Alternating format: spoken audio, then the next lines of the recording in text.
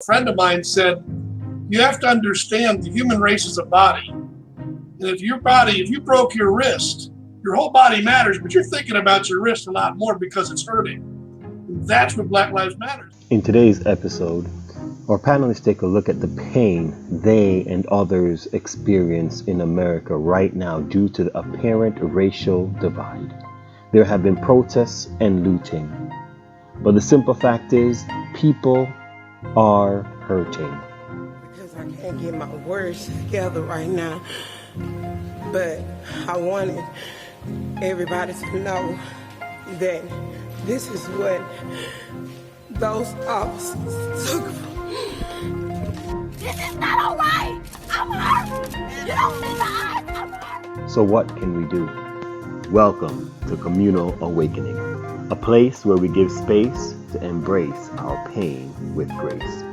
Join us now as we listen in. Everyone, thank you for joining us here on Communal, where we learn to grow together. My name is Greg Brooks, and I'm joined here with my esteemed guests. I'm going to allow them to each introduce themselves and who they are. Why don't we go ahead and start with our good friend Chip, and then we'll go to Pastor Jonathan, and then we'll end with Geof, and then myself, and then we'll go from there. So, Chip, you want to go ahead and just quickly introduce yourselves to everyone? Sure. My name is Chip Bateson. I currently live in the Pittsburgh, Pennsylvania area. I'm a minister in the Anglican Church in North America, and I'm serving in a couple of ways here. I'm starting another chaplain program in next week, actually, and I'm serving in a church as an associate there. Thank you. My name is Pastor Jonathan Smith. I'm an ordained minister in the Seventh-day Adventist Church, pastor here in the great state of Arizona. I've also served as a PRN chaplain as well. So I do have some more than 4 years working in the hospital as a chaplain, as well as being a pastor for the past 13 years. And so I'm grateful to have an opportunity to be a part of this discussion. Thank you. Dr. Tio. Thank you, Greg. Yes, Dr. Tio here, Chief Executive Officer of the Community Care Chaplains. We provide pastoral care as well as training program, pastoral care for the community, training program for clergy, and those who are hoping to be chaplains. It is also our desire to provide an outreach program or ministry out there for people who are in crisis, people who are hurting, and I think this is one way to do that. It's a pleasure to work with Pastor Greg here to make this happen. And I'm happy to have Pastor Jonathan Smith here, and Chip, and Chaplain Jeffrey, which is trying to log in, but due to technical difficulty, he's having a hard time getting in. But this afternoon, I think, would be a wonderful time to be together, especially with the kind of background and expertise of the guests that we have invited. Greg? Thank you. And as I said before, I am Greg. I am also a minister here in Arizona, and I've been ministering now going on 3 years. But I've been humbled by what God has been doing through us and through me in Gilbert, Arizona. And it's a pleasure. I was able to come in contact with Geof as I learned how to be a better minister through gaining some of the chaplain skills and this idea of creating a space for people has been something that has been captivating for me and has allowed me to be better ministering and delivering services to my congregants. So I'm grateful to be here to share, to learn, to grow with my fellow brothers. I wish we had a sister on, but that's okay, maybe in the future. So today we wanted to get into discussing some of the issues that we see going on in the country, and realizing that it seems that there's a great divide. And we realize that, it seems instead of things getting closer, it seems that we're going to extremes. And we wanted to use this, and we've called this moment or this series Communal Awakening, because we believe that some things you need the community to actually grow in, to be able to become aware of what's going on, to be more empathetic. And so we're hoping in this opportunity that we can be vulnerable, that we can share, and that those who are watching, you guys can actually benefit by, going along this journey with us. And so we ask that, you allow yourselves to be engaged in the process. So I'm gonna turn it over to Geof. I know you want us to set it up and let the process begin. Sure. Yeah. Thank you very much, Greg. As what Greg have said, we call this communal awakening. To me, those two words are really powerful. I hope we can achieve either one of those, if not both. Just to have a communal kind of experience with our guest here, and maybe with you guys out there as you listen and maybe participate in different ways, for us to actually have a pathway in reaching a closer relationship, as we commune with one another. That's the goal. The other is awakening. And if we haven't reached the kind of communion that we would like to hope, that's okay. My prayer is our minds would continue to be open and maybe speak to our own internal processes and understand where we are, who we are, and what we can actually contribute in this to this world towards healing. I think that's also a very noble goal. If you could achieve that, if you could achieve both, that's wonderful. But we're gifted with the guests that we're having here this afternoon. So maybe in response to what is going on out there, I'll just go right away to, let's welcome Chaplain Wolfe here. Hi, everybody. Great. Hello. Geof, I'm going to invite you to give us a little background of who you are and what you do. Absolutely. Good afternoon, everyone. Thank you, first of all, for inviting me, Geof. I'm honored. My background in ministry, in my particular column of faith, is Catholic. I also serve as a chaplain. Thank you very much, Geof. Absolutely. The company you have right now are also have clinical training in chaplaincy and also serving as pastors in their respective churches. We are actually forming this, we call this communal awakening.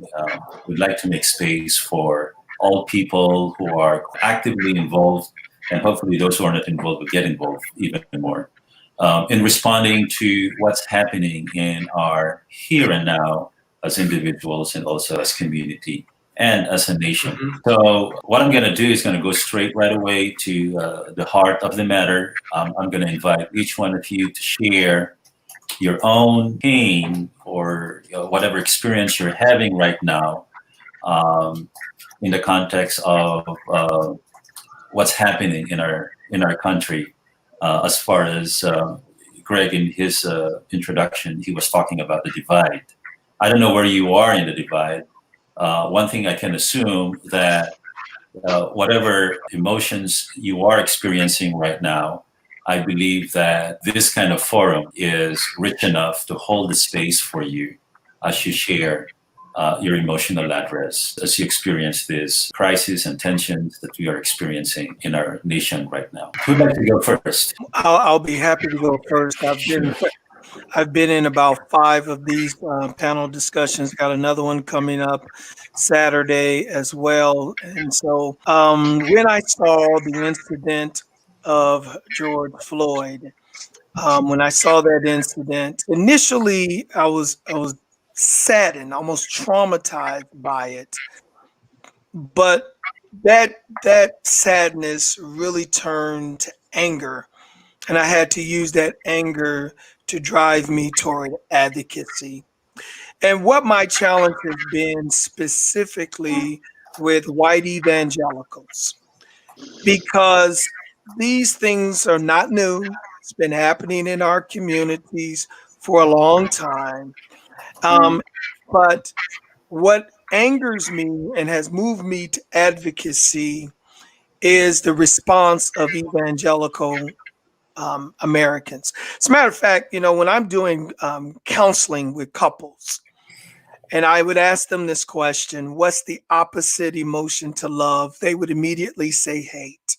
And I would have to correct them that that's not the right answer, because love and hate are two sides of the same coin, very strong emotions. And what I show couples is the greatest danger to their relationship is the opposite of love is indifference. I don't care. And when any individual that I'm doing counseling with moves to that arena of I don't care, the marriage is in great trouble. And the issue I find with white Americans, and I've told my membership, I don't believe white America hates Black America. I don't believe that, not for a moment.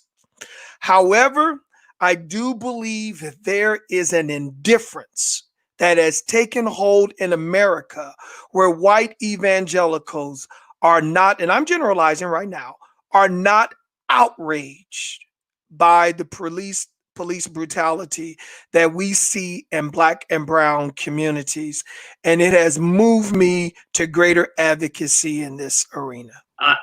I don't know how I can explain the frustration that I have, and I understand you completely. My background, just so you know, I was reared United Methodist, but in college I became Catholic, and so I landed up in Old Catholic tradition. So I'm an Old Catholic priest, Franciscan, and one of the experiences that I've had in working with law enforcement is being a bridge builder between the police and the communities, especially after tragedies occur. And so much of it has to do with not the color of your skin, but your personality and how you treat others with dignity and respect who they are as people. And we seem to have somewhere gotten along the way of not being able to communicate that. What's been, 20 years since Rodney King?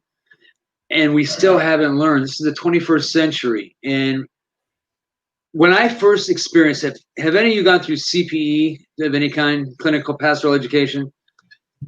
I got about halfway through my first unit and I began to realize this wasn't so much about learning about how to be a clergy in a hospital as it was a psychotherapy session on how to remove my personal biases that I didn't even realize were there. Mm-hmm. And so that began to open up for me things to start thinking about. How can I be a bridge builder? That is a hard thing, especially when you have leadership in our current administration that seems to foster divisiveness as opposed to inclusiveness. I don't know what the answer is. I know I just keep showing up at interfaith events and trying to talk with people and share messages, but I'm open to ideas on what each of you are doing in your areas. Police departments here have begun to engage community events, and we've been having community events for years. And Indianapolis, for the size of the city it has, we have one of the highest murder per capita rates in the country. We have broken every record for the last 3 years. I don't know. I don't know what the answer is, but I do know that I was almost ashamed and embarrassed when I saw that happen. And I cannot tell you, I just attended a course with the chaplains on moral injury. Moral injury is that which affects someone so deeply to the core that it goes against every sense of their moral compass of what's right and what's wrong. And moral injury occurs when some other thing, some fear, keeps you from acting on what you know is right or wrong, regardless of the consequences. The two young officers who were standing next to him were relatively new officers. I know regulations are trained above all to be number one. And that in turn helps move them away from their moral compass of what's right and wrong. You know, I think part of it is that our society as a whole doesn't really have an understanding of what is right and what's wrong, because all of this seemed to happen and coalesce over the last few years of the idea of fake news. So then you have platforms like Facebook and small groups look like big groups, and it becomes very difficult to manage. And so you just have to do it at a grassroots level, one person at a time, at least from my perspective. I do know that law enforcement in particular has to change some of the ways in which they train. I don't think they do enough on ethics and morality. I don't think they do enough on moral compass. That's a hard one because you still got a lot of old school folks. Geof, before I'm going to make room for Chip to share his experience, I'd like to highlight two things that you have mentioned. By the way, thank you, Jonathan, for sharing raw emotions that you were having. We're all clinically trained chaplains here, and we're big on that. Thank you very much for offering that. But Geof, you mentioned two kind of maybe similar emotions, shame and embarrassment. I want you to talk a little bit about that, invite you to be a little bit more personal. Where are you in this whole scenario emotionally? Frustrated. I could not comprehend when I first saw the video why one of those other two officers didn't yank him off and call EMS. I didn't know if it was just me and my perspective that I think all of us are born with an inherent moral compass of knowing what is absolute right and what is absolute wrong in certain areas. And to use that in that way, it has expanded. And so what ended up being an event in Minneapolis created an explosion of things that have been bubbling. It's getting so bad that I know that some chaplains are afraid to go out because they don't know, just because of the color of their skin and the hate that is out there, what's going to happen. And for the first time, I began to realize what it must feel like to be someone of a different ethnicity that's not white. There's so many presumptions in our country about white privilege that we don't even realize. And I'm embarrassed sometimes to be a human being. St. Francis would be embarrassed because he would not tolerate any type of any kind of disrespect toward anyone. I don't know how we can make people more colorblind, and I don't know how we can start being able to share our frustrations unless we have forums like this. I know it has affected me to the point that I had to take probably 4 weeks off because I was going probably 24 hours a day for the first 3 weeks for the first week or so after Minneapolis occurred, talking with chaplains across the country. So the way that I approach it is ministry is about not my faith, but about caring for other human beings. I always train my chaplains that you have to, first of all, take care of who you are and treat everybody with dignity and respect. You don't regard whoever they are or wherever they are.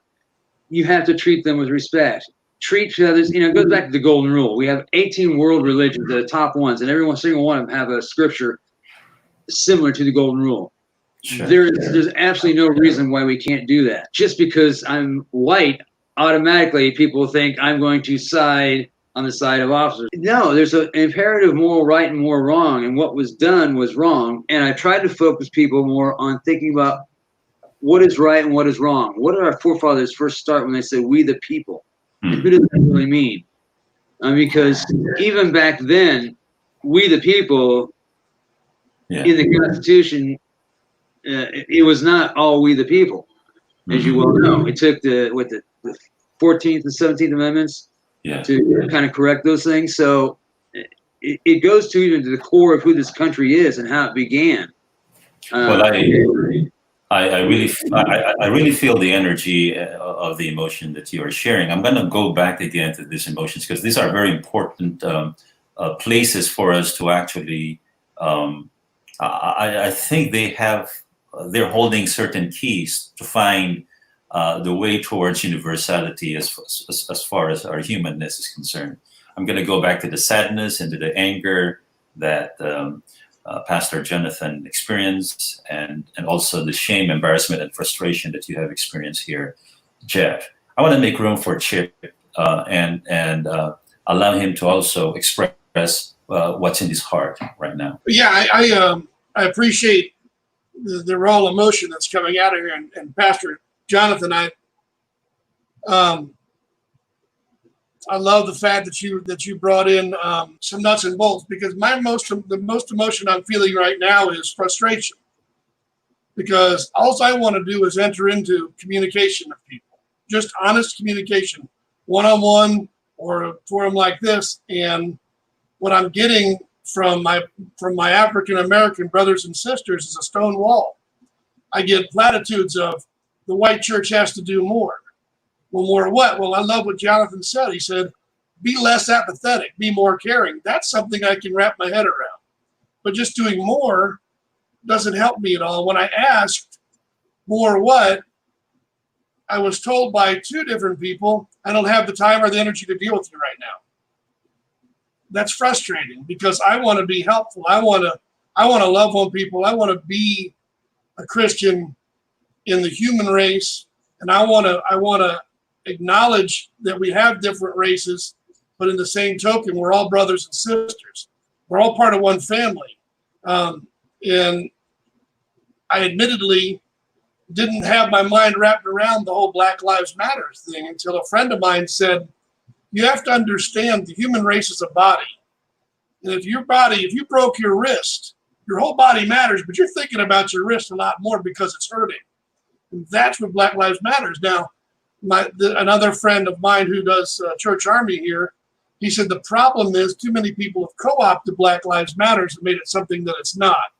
And I love that he was honest with me enough to say that.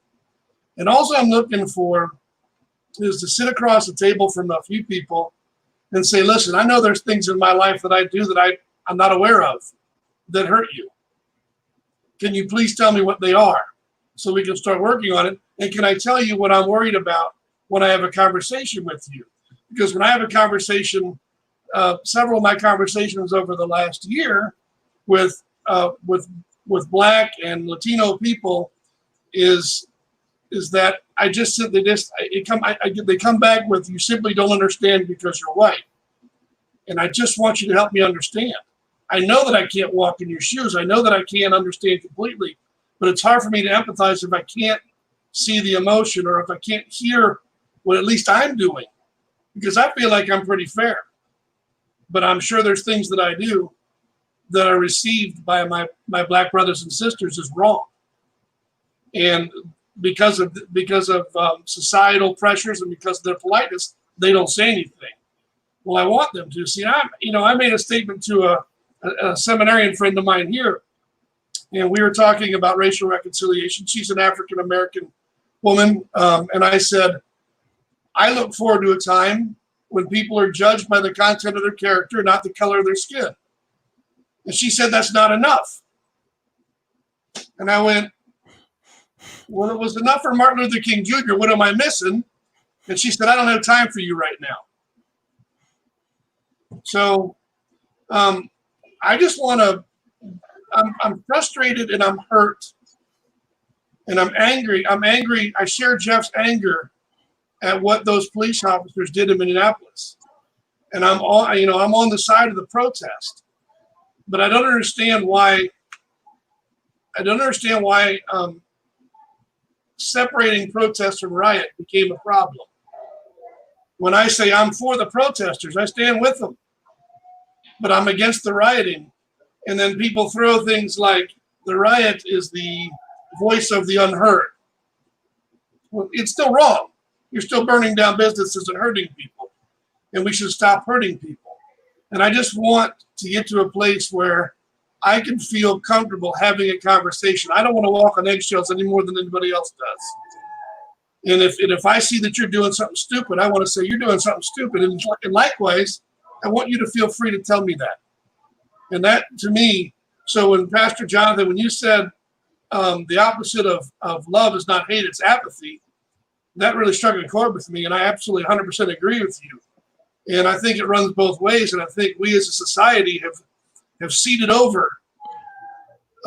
We've gotten to this place of apathy, and we've called it forgiveness or reconciliation, and it's really just not caring for one another. You know, I care for the rest of society, and I want them to get along. And Black churches and Black evangelicals and secular people and white churches and white evangelicals and white seculars, we got to live in this place together. And it's going to take leaders on both sides. And I'm not talking political leaders. I'm talking about moral leaders. Our political leaders are gone. I don't care what side you're voting for. They're all in it for power. Once they get to a national level, they're there for most of them are there for power. I would say the one guy that I like is Tim Scott from South Carolina. I think he's still solid, but he has only been in Washington now 8 years, so he could be corrupted eventually. So my emotions are helplessness, frustration, and anger, but not. And I share with the horror that we all saw in Minneapolis, and that's not. But what's happening is I want to get to the place where we can heal, and I'm helpless sometimes there, and I'm just looking for help from people that can help me. Wow. Thank you very much, Chip, for that. Greg, do you have anything to add to this before I? Yeah, no, I mean, I'm just listening into my brothers, and I can tell you, I have a range of emotions. I have a range of emotions. When I first saw the video, I was actually where Jonathan was. I was saddened. Because I was like, is he not hearing this dude say mommy? Is he not hearing this dude like saying I can't breathe? Like what happens? I mean that's I think for me it's like, okay, what happens that we fail to hear another person? And it makes it's like seems like a simple question, but the fact is it's like we do it all the time and we don't even realize it. Absolutely. We do it all the time and we don't realize it. And so I felt saddened, I felt anger, and then I felt scared. Scared because I'm like, okay, God, I need your courage.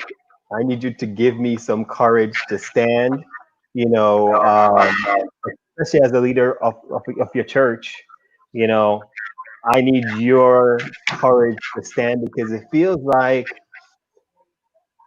I don't know who I can. So I was having conversations with folks and I was sharing stuff, and then I heard kind of where they are on the issue, and what they said kind of shocked me. I was like, really? That's where you are? And so I was thinking that people would be kind of aligned with where I am, and I realized that they're not.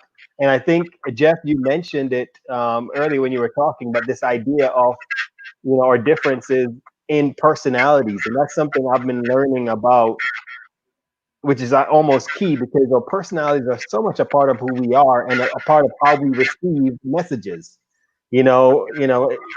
I'm not gonna. You gotta talk to me a certain way for my personality to understand. And unfortunately, I don't think we realize the complexity that's involved there. And so our messages aren't getting transmitted. All that's happening right now is a lot of raw emotion. And even if someone could be saying something you agree with, as in your case, Tip, you mentioned that famous Martin Luther speech. I'm like, dude, I'm with you, right? But even in that moment, they're like, that's not enough, right? It's almost like the emotion, it's so heavy that people can't hear past that. So it's like also realizing the personality along with the emotion to be able to communicate effectively to that person in a way that they could understand. So there's a lot of complexity here, and it's hard to figure out the way forward. Good, great. I'm going to make room for you again, but let me just highlight something here. You mentioned, Greg, this very important thing. We are chaplains, so my ears are actually up whenever you say, can they even hear this person's cry? Okay, because listening to all of you, that theme comes up. When I was listening to Chip, for example, there is this great desire to connect. To be in communion is the word that we were using. And yet, when he was saying, I'm for protesting, I'm against rioting, and then he experienced a disconnect. And then he said, hurt. And maybe the context is because there's a disconnection there. The question is, I know you're hurting, and I'm not even quite sure if I'm hearing you in your own pain, but I also have my own pain. And are you also hearing or are you listening to my pain as well? And that adds another pain on top of all of this pain. Pastor Jonathan, for example, right on sadness and to anger. The thing that I admire among our Black brothers and sisters is that they have learned really how to express their pain. It doesn't necessarily mean that we've been, listening, but they did. They learned how to actually express. Now the question, what I'm hearing as well from Geof here and Chip, for example, what if the pain is on a different side of frustration, of also not being seen or heard in this attempt to be with the rest, or what if the pain is shame and embarrassment?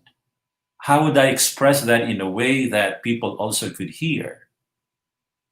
Because we can always go back to the surface and address policies and strategies and how to actually be together without recognizing what we are experiencing from within. So right now, and Greg, you have added a very significant emotion here, fear. I think you're the only person who shared that kind of emotion. Maybe the rest are also experiencing that, I don't know. But here are the emotions: sadness, anger, frustration, fear, shame, embarrassment, and shame. What are you getting from all of these emotions? If these emotions are speaking to you, how would you respond to this? I'm going to make room for you guys to respond to what we are experiencing right now emotionally.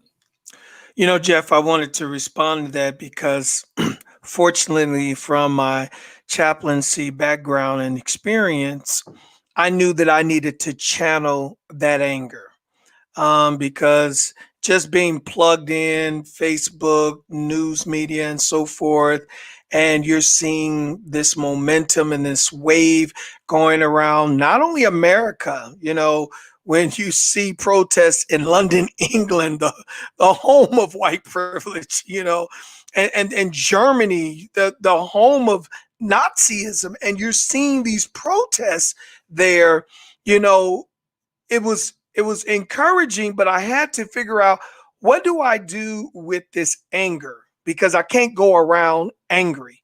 I'm a man of the cloth, and I believe in reconciliation. I believe in Jesus saying, love even your enemies. And so I had to actively channel that anger toward advocacy. And so there are a number of things that I'm engaged in. So I have these conversations, panel discussions regarding this. This has been helpful for me. Anytime I go into a new city, wherever I minister, the first two people that I meet with is the mayor and the chief of police. And I establish relationships with them. I let them know I'm there to be a partner with them in the community to make wherever I'm ministering a better place to be. And so I've had great relationships with police because that's been my posture. So when I was in Lexington for 6 years, I was on the police African American advisory committee. I was on the mayor's African American clergy advisory council. And so had a voice at the table. As a matter of fact, what I did just as a ministry of presence, and you're all chaplains here, as a ministry of presence, I attended every academy graduation for the police department in Lexington, Kentucky. And they didn't know me from Adam, but I knew the chaplain of the police force. And I made sure I rearranged my schedule just to be present and to congratulate those cadets in becoming, sworn police officers. Those are some of the things that I did to embed myself in the community. And I've done the same thing here in Tucson. I've met with the mayor. We have a new mayor, haven't yet because of social distancing, but I've met with our chief of police, Chris Magnus. He came from San Francisco.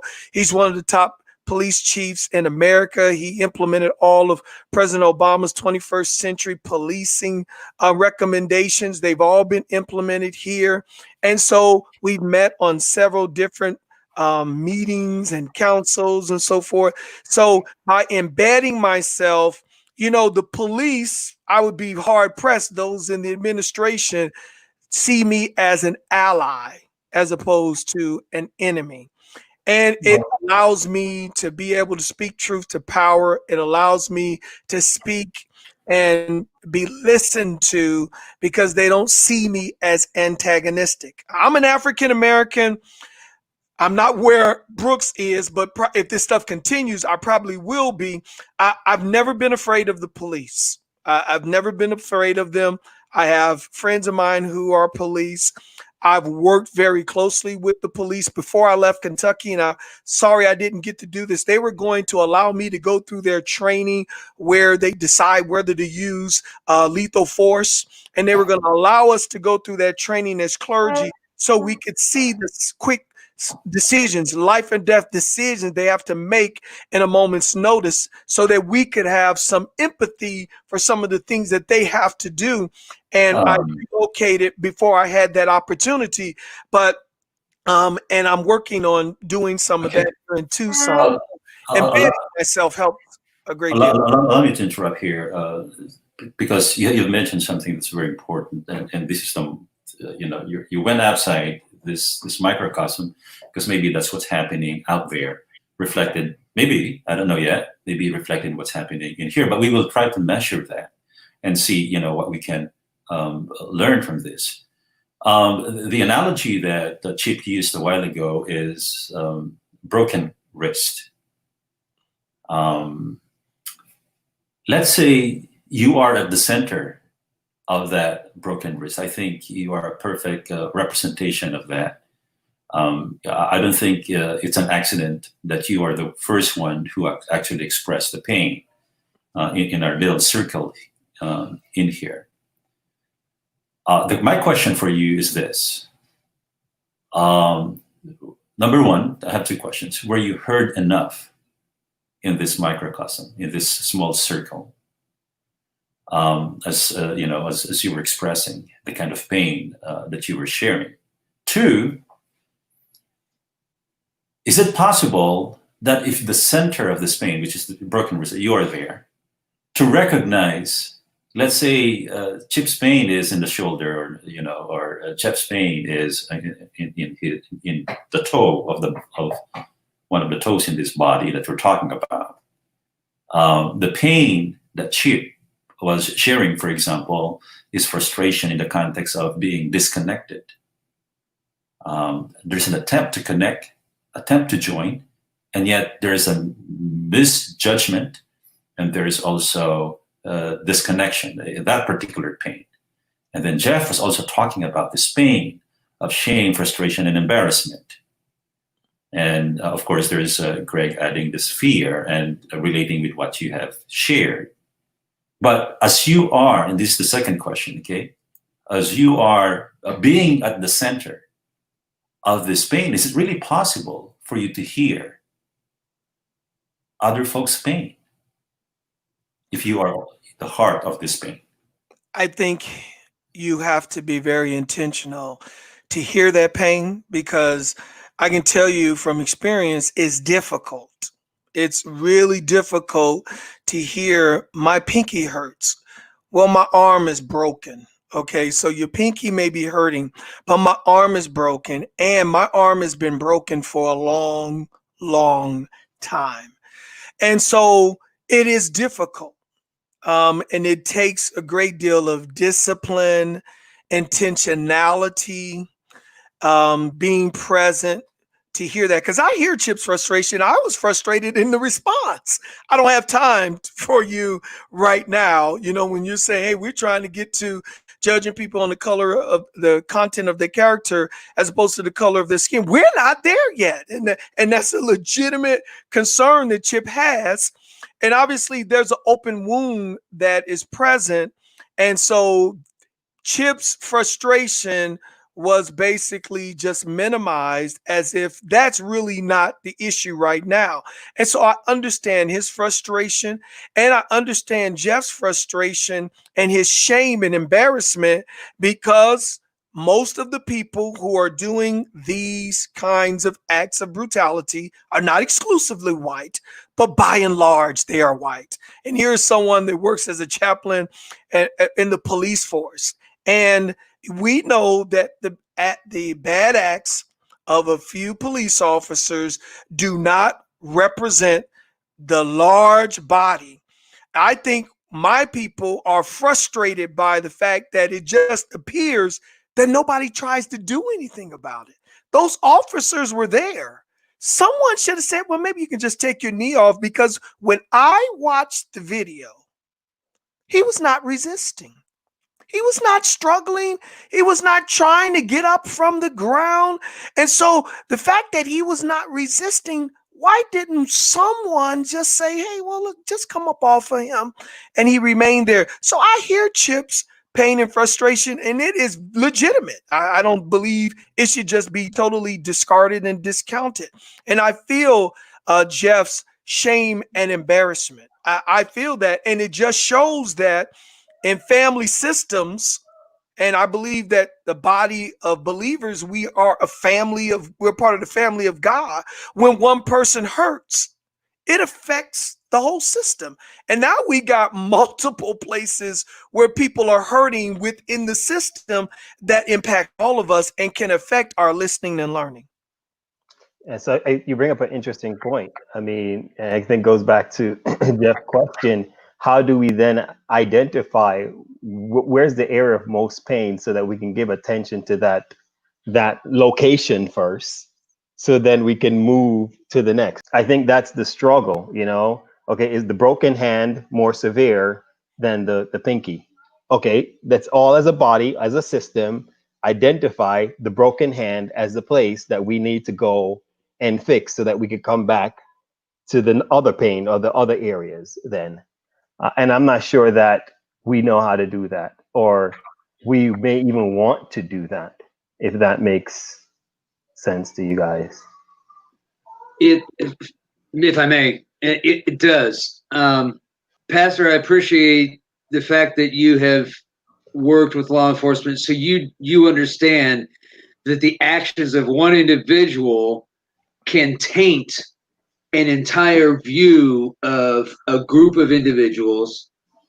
We had a chaplain years ago that did something that was an indiscretion, and it took us years to rebuild the trust and relationship because there was not good ways of processing people who wanted to apply to chaplaincy.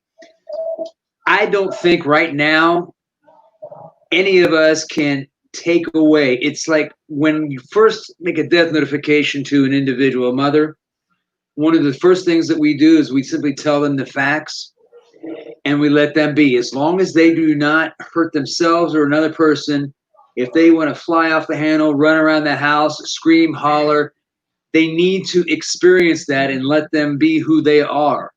And when they are done and have worn that out, then you can come back and we can have a discussion about what to do next.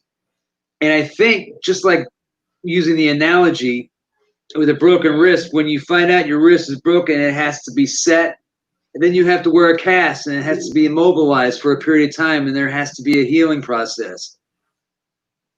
I think all of us are trying to react to something that maybe there's not enough of us. And I know that each of you probably in your own communities are doing the same thing, reaching out and building bridges. I mean, part of what I've learned in being a chaplain is I have to build bridges not only among different ethnicities and different profiles of who people are, but also their cultures and their faiths. How did I deal with that? Because my faith was Old Catholic, yet within the public arena, we have the separation of church and state. So we have to, and Pastor Jonathan, I'm sorry, it's hard to read on my screen. You have gone through the training where you know that chaplaincy is not about my faith, it's about the faith or no faith of those you serve. Correct. In other words, we have a duty under the Lemon Law to have a purpose that is secular in purpose, a program that's secular in purpose, that provides a secular healing in some fashion and doesn't proselytize. And those are the three things that we have to do in the public arena as chaplains. 2 years ago, where there was a lot of tension between the communities in our mosques and the folks who have the faith of Islam, felt very threatened simply by people in uniform. And that has faded as we've gotten further away from 9/11. But I walked in one Sunday morning to a mosque that had an open house at my mass is Saturday evening, so that allowed all the Protestant ministers who were chaplains to do their services on Sunday. And our uniform is all black, except with a little chaplain on the right and a badge on the left on a radio. And that's all I had. And I walked in, and the imam, when he first saw me, was kind of like shocked and stood straight up and said, "What is the police doing here?" So he came up and talked to me, and I explained to him, "I'm not a police officer, I'm a chaplain, and I want to introduce myself. I know you're having an open house." I sat down for 2.5 hours with the board of directors of that mosque and this new imam. And over the course of a year and a half, 2 years of building a friendship with him, he began to see a different way, because he grew up in South Africa where the police were feared because everything was tainted and corrupt. And police officers would go on murder squads. I mean, it was a horrendous thing for him to overcome. He's now our first Muslim chaplain. And what is amazing about him, and this goes back, I think, Greg, to your point in personalities, the message is important, but just as important is how you communicate the message and how that person is perceived by those that they're trying to communicate with. And so before the officers realized that they were actually talking with an imam, they got to know Ahmed as Ahmed. And then religion wasn't an issue for them because he was just a person and they were able to do that. And I think CPE for me broke down. We have so many rose-colored glasses that we grow up with, our own personal biases that our parents had, the groups that they grew up with, our church, where we attended school, how we grew up made parts of us who we are, but it also put glasses on us. And so we immediately throw up stereotypes. Oh, that chaplain did a bad thing. Man, those chaplains, we got to get rid of all of them because they're all bad. And the same thing is true with officers, and the same thing is true with the doctors. You know, what do they call a doctor that graduates last in medical school? Doctor. So, you know, we can always make perceptions about people. I try and just focus on helping people who they are. I've never been afraid. And most of my work when I was a chaplain was dealing with the African American community, because that's a lot of where the crime is. It was the highest statistic. A 20-year-old African American has 10 times greater risk of dying from gunfire than I do, just because of where he's growing up and what he has been taught in his culture. But that never prevented me from going into those areas. And it was interesting because the staff chaplain, who's African American, when she first experienced going into a white family, she told me afterwards that she was petrified the entire time, because all she kept thinking of was Ku Klux Klan in the back of her head, because that's how she grew up. And so I think somehow we've got to let things heal a bit and let tempers cool down. And part of this is not the fault of the protesters. I think there are some ancillary. If you go out to the FBI, you go out to the Interpol and some of the other agencies, there are a lot of different actions behind the scenes that are hijacking on legitimate protests and creating the tension that explodes. So we've got to be very careful about how we perceive things and what we do, in my perspective. I don't know if that's similar to your perspectives or not. So you know, Geof, what you just mentioned, and I want to tie two things, but you mentioned even the statistic of what happens in Black communities. Now, I could give some pushback on that, in the sense that, you know, the way the system is set up, it's made to increase those numbers in our communities, because folks, even if you look at different things that are implemented, the search, searching, for instance, they'll go up more likely to a Black person and stop and search that person versus another nationality or ethnicity. So that's going to increase and inflate the numbers. And so it's kind of unfair in many ways because of really how the system is set up. We're kind of really set up to be the ones with the higher numbers because that's where they are going to be looking. Not to say that there aren't issues, but I'm saying if there was a equal treatment, then that would be then those metrics would probably be a little bit different. I know Chip would like to say something. I can see. Go ahead.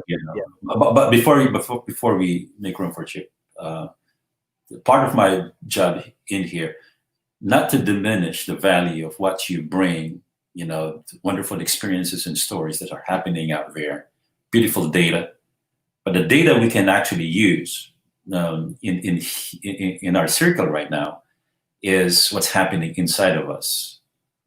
Okay, because for example, Geof, you are responding to a very specific emotion, the fear that's happening out there. But Greg here mentioned that. And I'm not quite sure. I know, Greg, you're not looking, to be the main focus of the discussion. But I think as far as the microcosm is concerned, it is important to somehow check in and see if we are being heard, even in this small circle. So, Jonathan was sharing in what happened. The officer's there, has his knee, and he was like, no one said anything. But the fact is, it's kind of ironic because someone was saying something, but it's almost though that person is a no one because his voice wasn't heard. That's as sad as it is. It's like being a Black person, you really are like a no one because what you may say in that moment doesn't matter. So I was having a conversation with someone else. I was having a conversation with another minister, and and she was like, man, if I was there, I would have spoken up. I would have said something. I wouldn't have just stand on the sideline. Why are you just recording with the camera? You should have been doing something and getting in there. And I'm saying to you, did you not see that there was a Black brother trying to get in? Parallel process. Greg, I want you to parallel process, because I'm glad that you brought this. Parallel process. Here you are talking about your own fear when you shared your emotion. Sure. I'm watching how the group is responding. That's part of my job here. How we are responding to these emotions. The group kept going outside, the circle. When the person is actually, I think what was recognized within this group, the frustration and the anger. The fear wasn't actually somehow recognized directly. And I'm not quite sure if it's being indirectly recognized when Geof was talking about how afraid some of the community members out there. But you are here, and at the same time, the parallel process is this. You are also the one who is saying a big but someone is there, but someone is saying something, and yet not recognized. Yeah. And yet here you are also saying, I'm scared, and I'm not quite sure I'm recognized. I think that's important. And I think, I think Geof, you just hit it. That's really, it's like, even if you're afraid, even if you stand up, even if you should mount up some courage to stand up and say, you know what, this could risk my life. The fact is, you aren't recognized, you aren't seen, you aren't heard. And I'm not sure that people understand, who are not in that situation, really empathize with that. Versus if someone else of another ethnicity should go, it's almost like they don't even have to worry about being afraid to even stand up or to say something per se. They could just choose to stand and they would be listened to. I don't know, but it's maybe the indifference that Jonathan mentioned. They don't stand, not necessarily not because of fear, but because they don't see themselves there.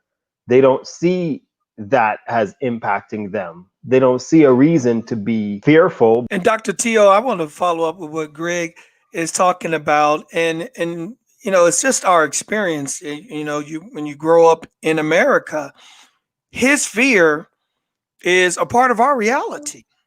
It's a part of our reality, and you have to process that fear, and not allow that fear to paralyze you. But that fear is built into who we are. I mean, I have to have a talk with my son, and it's called the talk, where you have to talk about how you interact with police officers, and how those interactions can turn. I don't know if Chip would have to have that conversation with his son, or if Geof would have to have that conversation with his son, but Greg and I have to have that conversation. We have to, because we know interactions between minorities and police officers can be fatal on a moment's notice. And so that fear that Greg is feeling, I have that same fear. I'm just dealing with it from a different perspective, because that's built in. It's not going anywhere. Let's go around the circle real quick. That's maybe getting. May I get a look? I got wrap things up. Sure. Go ahead, Chip. I was holding my tongue for a long time there, so I'm proud of myself. That was a joke. Jonathan, yeah, I absolutely have to have. I did have that. I have twin 22-year-old sons, and I had that conversation with them. I most definitely had it with them, because you're absolutely right. Now, I can't understand what it is to be a black man in that situation, but I know how fast it can turn even on white people, especially in the rural South. So, I definitely had that conversation with my sons, and I said, I don't care if you think they're right or wrong. We'll figure it out afterwards. Just do what they tell you to do first, and then we'll fight it afterwards. So, but I wanted to come back to where Jonathan was, and I think Greg was there, and we're going to beat this dead horse, this metaphor of the body, and we can all agree that the broken wrist is by far and large the most important thing in the body right now, because it hurts so bad. And if I'm hearing you guys correctly, you're saying that there are many times when you feel like your voices aren't heard. And I'm asking you what I can do, or what questions are you looking for? Maybe can you lean into that? Because I'm interested in knowing what my hearing your voices would look like. Does that make sense? It makes absolute sense, and you have to use discretion as to who you will open this up to, because as you've seen in the past, people tell you they don't have time for you, and that's unfortunate, where you are willing to listen. Because I ask for people, when you want to go and talk with someone in African American, and say, hey, I want to listen and I want to learn from your perspective. Chip, that's all you can do. Okay. You tell them it's an invitation that you want to come and listen, and you want to listen to learn. Yeah. And if they're not willing to be patient enough to share so that you have the opportunity to learn, you're going to have to be strategic in finding people that you can, that you're comfortable with them being transparent, being vulnerable with what they have to say, and that you're being willing to listen and to learn. Because I feel bad for you that you were dismissed in the way you were. Oh, and I appreciate that, and thank you. And you guys are a resource. I have a really good friend here who's also a pastor in town. He heads up the church army here, and he's a fantastic resource for that. I guess what I'm asking is, I didn't ask the question right. What has the dismissal looked like to you? I guess is what I'm asking. So, Greg, go ahead. Repeat that last The people have not listened to you in this instance in the last, say, 2 weeks. What does that look like to you? And, those who have not listened. Yeah, I mean, obviously you were. Yeah, sure. You're walking around, but I mean, there are people that say they're listening and they really aren't. Yeah, and they don't, right? So it's either you want to or you don't want to. I think what we see, the fact that you're asking means that you want to listen. That's the nature. So now this is where I believe you as a friend can help, because now that you've listened, the hope is that you've empathized. Sure. And the fact that you've empathized, you now have a voice for the voiceless. I don't have a voice, if you can understand, right? I didn't have a voice. You gave me my voice, or in the system that we're in, you have become my voice. And so you can then go to your Caucasian brothers and sisters who would never listen to me anyway, but say to them, hey, what do you think is, about what's going on in the world today? What do you think about, what we're experiencing? And you can have the dialogue that I will not be able to have, and hopefully allow them to be empathetic, and then charge them to say, go and do likewise. Well, we have a data here. I mean, this is something good, because I think it's a very controlled environment. So, and we are away from each other, that we can actually hurt each other unless we use words to hurt each other. Well, we have a data right here. Chip, you said you stop listening when the person protesting start rioting. That the violence. Okay. Now, it's true that on the side of those who are saying ouch, maybe are not actually fully equipped on how to express their pain, that sometimes they go to a place where they hurt others. So maybe from that point of view, we could say it's not just about how to listen, but how to tell your story. Because if you're telling your story by hurting others, it's hard to understand. Now, those who are actually listening to the story, I think we are not also equipped to hear someone's story when the expression is a little bit too much for us to hear. When the expression is now, instead of just saying, ouch, I'm hurting others. If we shut down, maybe we could also say, hold on a second, I lose my ability to hear when this happens. It doesn't necessarily mean that it's the other person's, well, I think we have to, what I'm saying, we have to admit on both ends how unequipped we are, both on telling our stories and also on the side of hearing someone's story. Because for a person who's saying, yes, I don't know how to express my story, but all I know, it's part of my story, this has been too much. For a very, very long time that you're stepping on my toes, sometimes the only way to let you know that I'm hurting is to shove you or push you or hit you back hard, And then the other person is, okay, can I make room even for that kind of way of telling the story? Because I think in our small circle here, it's easy for us to see that we seem like we're very decent in listening to each other. But I think there are some small dynamics that we can actually magnify for the sake of learning that make us a little bit humble to accept the fact that maybe we don't know how to tell our stories, or maybe we don't know how to listen. And I think if we could start there, maybe we could actually achieve something bigger. Agreed. That was powerful and true. Go ahead. Go ahead. No, go ahead, Geof. I was simply going to say that in my experience, half of my ministry and teaching chaplains is teaching them to build relationships. Ministry is all about, I don't want to offend anybody. Is everyone some form of Christian faith here? Is that yes, no? Yes. In the Christian faith, Jesus, if you look throughout his entire life, he built relationships. He shared meals with people. He got interested in their lives, and that attracted people to him. It was about building those relationships.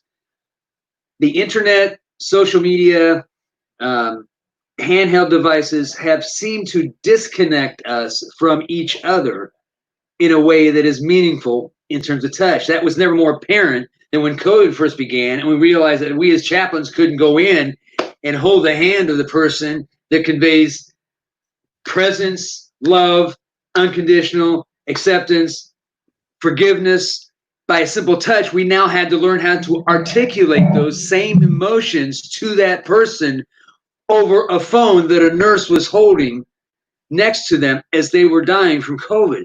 And so that taught us we had to find more ways to build relationships other than when we're separated with this technology. And I like technology and I hate it at the same time, because my social media growing up was my bike and my built friends. And I didn't have, your friends were your friends, whether they were Latino or Mexican or African American or Asian. They were your friends you grew up with, and they were your buddies, and you grew up with them, and you didn't see that color. And I think a lot of our lenses get tainted as we grow older and we pick up stereotypes from other people.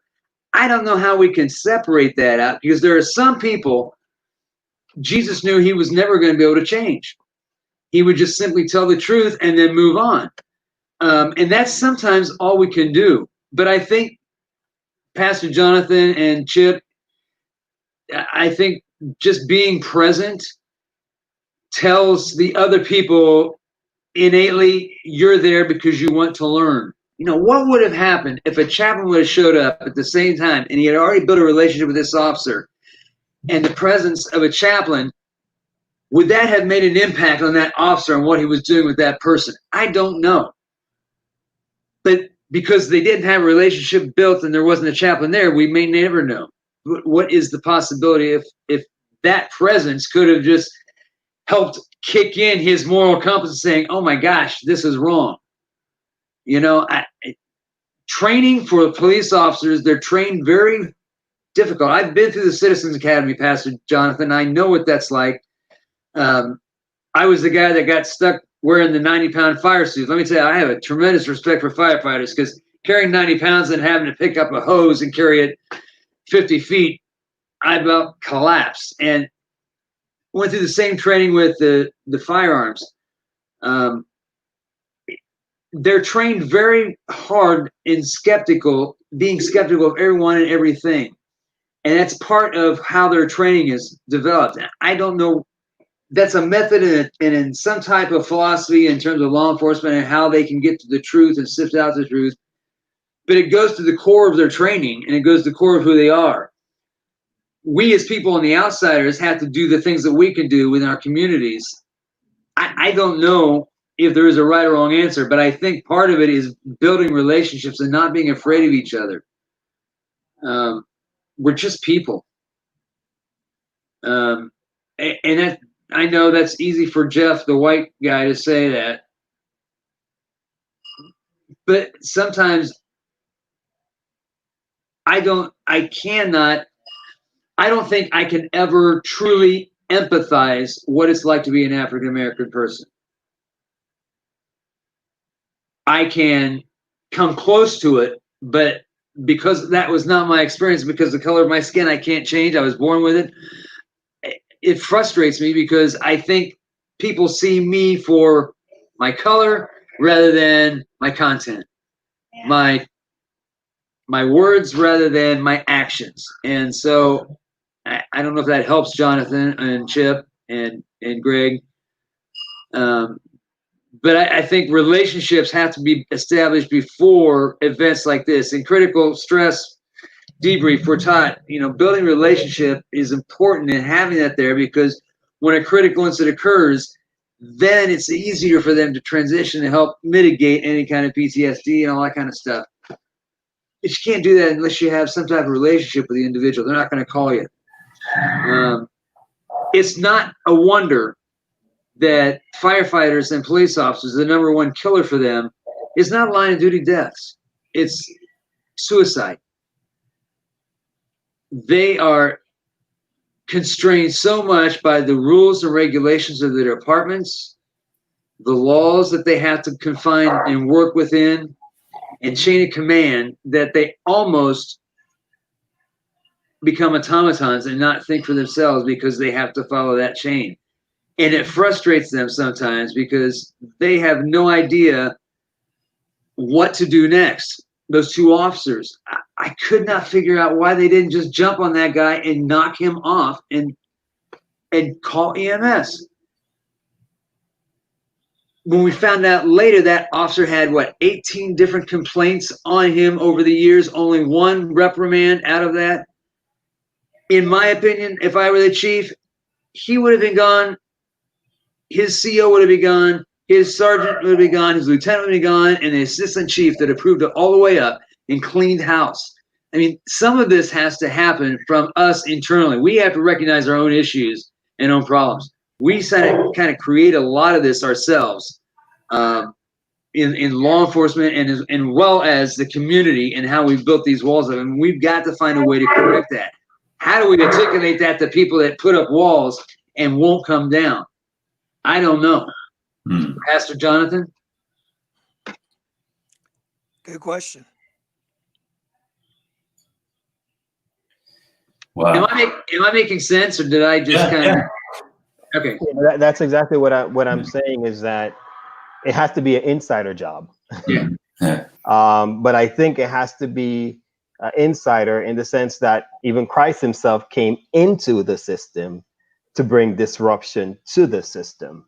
And I think that's the example for us. And that's why I mentioned before, even when Chip was asking, what can I do? It's you as an insider to your groups and to those who you rub elbows with to create the disruption and to bring about this understanding that those on the outside, we're just not going to be able to. And to very quickly respond to Geof, one of the things I do, because I know there's walls in the African-American community as it relates to police officers and policing. One of the things I did is I had a forum at my church where one of my members, who is a police officer, and I interviewed him to allow him to give the perspective of what it's like policing and the challenges that he faced and things that we can do to help alleviate the stress. Because one of the things I never considered for a moment, but he explained the most dangerous thing he does is pulls a car over at night. If those windows are tinted, he says he doesn't know who's in the car. He can't see what's in the car. He doesn't know who he's pulling over. Is this a felon he has just pulled over? And he says, so when he goes to the car, he told us some things that were very practical that I thought was very helpful for my congregation. He says, one, don't go reaching for anything until I ask you to get something. Because as I'm coming to a car and you've got these tinted windows and I see you reaching, I don't know what's going on. And he says, then when you talk to me and you've got an attitude, another antenna raises up. What's going on? Why is this person upset that I pulled him over? What?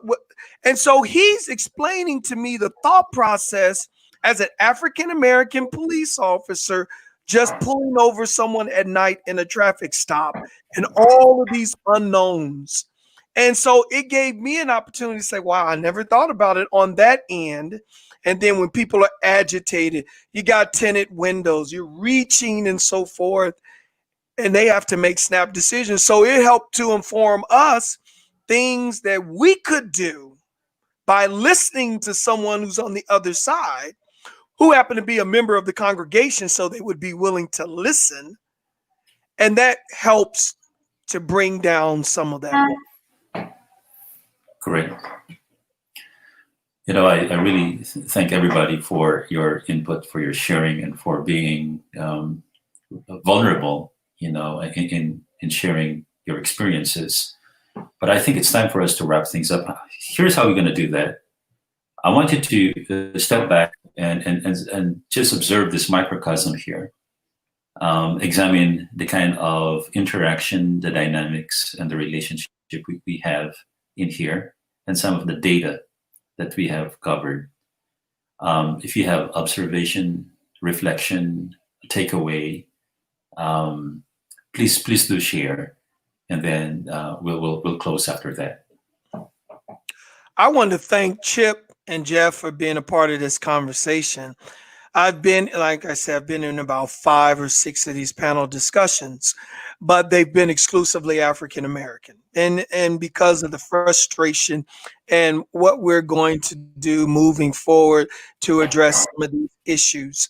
But I appreciate Chip and Geof being a part of this conversation and being able to hear their heart. Because, I mean, Chip didn't describe it as painful, but I could feel the pain of being dismissed, especially when you want to learn and you want to listen, but you're just being dismissed because you're white and so forth. And so I don't have time for that. And so I appreciate him sharing and being a part of this conversation. And I appreciate Geof, who has an insider perspective on police and as a chaplain and so forth. And I appreciate what they bring to the table because it makes the conversation more fruitful, more comprehensive. And I think we get closer to finding solutions as we have more voices from very different perspectives being represented. So I'm just grateful that they're here. Well, thank you, Pastor. And likewise, I really appreciate being part of this. And I appreciate you and Greg just having the patience to be honest with me. And that's all I'm looking for.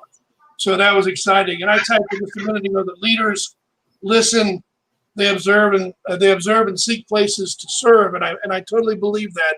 And Greg, you talked about a little while ago, the grassroots, this type of microcosm, this is what heals the country.